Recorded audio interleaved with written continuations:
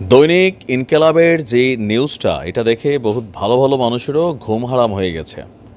বিশাল একটা ফিচার তারা করেছেন, এমনকি খুবই গুরুত্বপূর্ণ এখানে বেশ কিছু আলোচনা তুলে এনেছেন।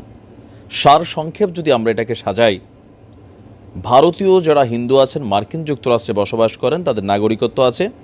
ইভেন ডোনাল্ড ট্রাম্পের যে রাজনৈতিক দল আছে সেখানে তারা ব্যাপক প্রভাব প্রতিপত্তি রাখেন। তো এদের মাধ্যমে, ভারতের মাধ্যমে একটা টিম তৈরি হচ্ছে প্রবাসে থাকা হিন্দুদের মাধ্যমে। ভারতীয় মোটামুটি 4টা টিম মিলে শেখ হাসিনাকে বাংলাদেশে পুনর্বাসন করার জন্য পরিকল্পনা করেছেন। আর এই পরিকল্পনার ফাইনাল কার্ডটা সম্ভবত ডোনাল্ড ট্রাম্প খেলবেন, এমনটাই কিন্তু এই বিশ্লেষণের সারমর্ম হিসাবে দেখা যাচ্ছে। মোটা দাগে আমরা যদি বলি, ডোনাল্ড ট্রাম্পই শেখ হাসিনাকে বাংলাদেশে পুনর্বাসিত করবেন, আর এর পেছনে সবচেয়ে বড় ভূমিকা রাখবে ভারত। দর্শক, ফ্যাসিস্ট হাসিনাকে পুনর্বাসনে ভারতীয় মার্কিন হিন্দুদের ভয়ঙ্কর ষড়যন্ত্র মুখোশ উন্মোচন, আমার কি বলে, মানে দৈনিক ইনকালাব পত্রিকার হেডিংটা হচ্ছে এটা। তো এখানে আপনার যদি আমরা দেখি, আমি শর্টলি যদি আপনাদেরকে বুঝাই যে শেখ হাসিনাকে ক্ষমতায় ফেরাতে একের পর এক ষড়যন্ত্র করে যাচ্ছে ভারত সরকার এবং প্রবাসে থাকা ভারতীয় হিন্দুদের একটি উগ্রবাদী গ্রুপ।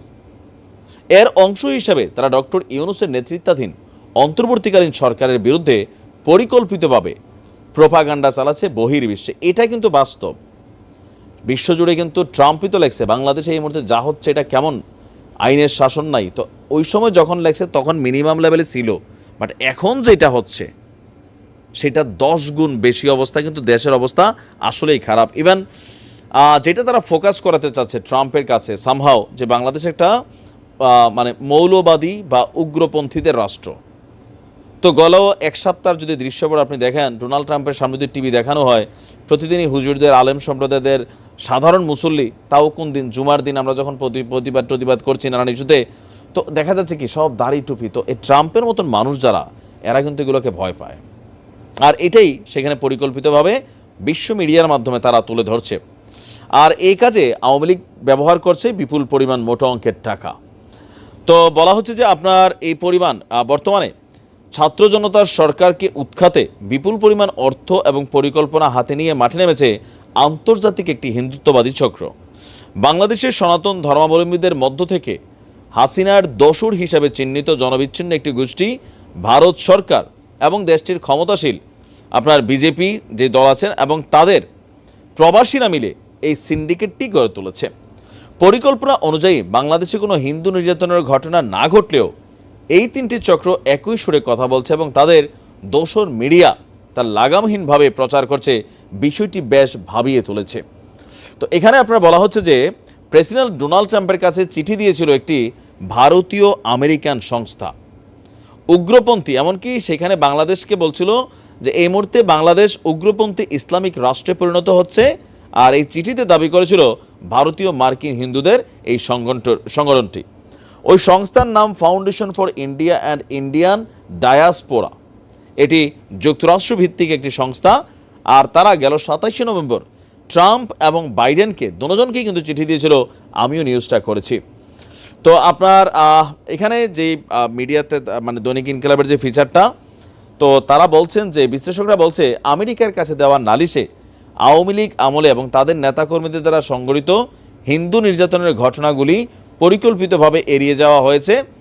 আর শেখ হাসিনাকে পুনর্বাসন করতেই হিন্দু নির্যাতনের কল্পিত কাহিনী সাজিয়ে সেটিকে ট্রাম্প কার্ড হিসাবে ব্যবহার করতে চাচ্ছে যে টিমটা আছে তারা। ট্রাম্পকে লেখা ওই চিঠিতেও আপনার খান্দেরাও কাঁদে লিখেছেন যুক্তরাষ্ট্র, মার্কিন পররাষ্ট্র দপ্তর এবং জাতিসংঘ মানে নজরদারির আওতায় বাংলাদেশকে একটি দ্রুত একটি উগ্রপন্থী ইসলামিক রাষ্ট্রে রূপান্তরিত হচ্ছে। এখনই গণতন্ত্র পুনরুদ্ধার এবং সংখ্যালঘুদের সুরক্ষা নিশ্চিত করার জন্য আমেরিকার পদক্ষেপ নেওয়া উচিত। এমনকি তারা বলছে যে আমরা শুধু প্রেসিডেন্ট বাইডেনকে নয়, প্রেসিডেন্ট ট্রাম্প এবং তার ট্রানজিশন টিমকেও অনুরোধ করছি যে তারা বাংলাদেশের শান্তি পুনরুদ্ধার এবং সংখ্যালঘুদের সুরক্ষার অগ্রাধিকার দিন। ভারত সরকারও বলছে তাদের মিডিয়া বাড়াবাড়ি করছে না, ঘটনা সত্য। কিন্তু আসলে কি সত্য? এতটা সত্য? তার মানে এখন যে পরিস্থিতি দেশের চলছে, তো আমেরিকা তার জোর করে কোথাও সরকার উৎখাত করে না, তো টেকনিক্যালি তারা কিন্তু নানানভাবে হ্যান্ডেল করে। যেমন শেখ হাসিনা তিনি ক্ষমতা থাকতে বলছিলেন, ক্ষমতা থেকে যাওয়ার পরও বলছে যে আমেরিকানরা তারা ফালাই দিচ্ছে। এটা মনে হয় ক্ষমতায় পড়ার আগে বলতেন যে যে কোনো সময় আমেরিকা তারা ফালাই দিতে পারে। তো ক্ষমতা থেকে সরার পর ওইভাবে শক্তভাবে বলেন না, কারণ আমেরিকাতে তারা লবিস্ট নিয়োগ করছেন। তো বিশ্লেষকরা বলছেন যে আপনার চিন্ময় কৃষ্ণ দাস হচ্ছে সেই ট্রাম্প কার্ড, যেটা নিয়ে আওয়ামী লীগ খেলছে, ভারত খেলছে, এমনকি পশ্চিমারাও খেলছে। আর এই টোটাল খেলাটা কার বিরুদ্ধে? এই গণ অভ্যুত্থান বা এই বৈষম্যবিরোধী ছাত্র আন্দোলনে যারা সমন্বয়ক আছেন বা এই সরকার আছেন তাদের বিরুদ্ধে। এখন পশ্চিমা যদি সিরিয়াস নিয়ে নেয় তাহলে কী হবে? এখানে নানান কাহিনী ঘটবে। আর যদি সিরিয়াস না নেয় তাহলে যা চলছে সেভাবেই চলবে, হয়তো সামনের দিকে আমরা অন্যভাবে এই বিষয়টাকে দেখতে পাবো।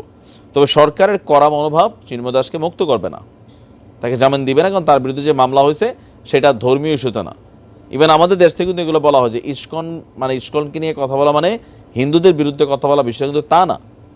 কিন্তু এখন বর্তমান প্রেক্ষাপটে এসে 95% হিন্দু মানুষ তারা কিন্তু ইসকনকে এক ধরনের অ্যাকসেপ্টেন্সে নিয়ে গেছে। দেখা যায় আসলে কি হয়। ভালো থাকো।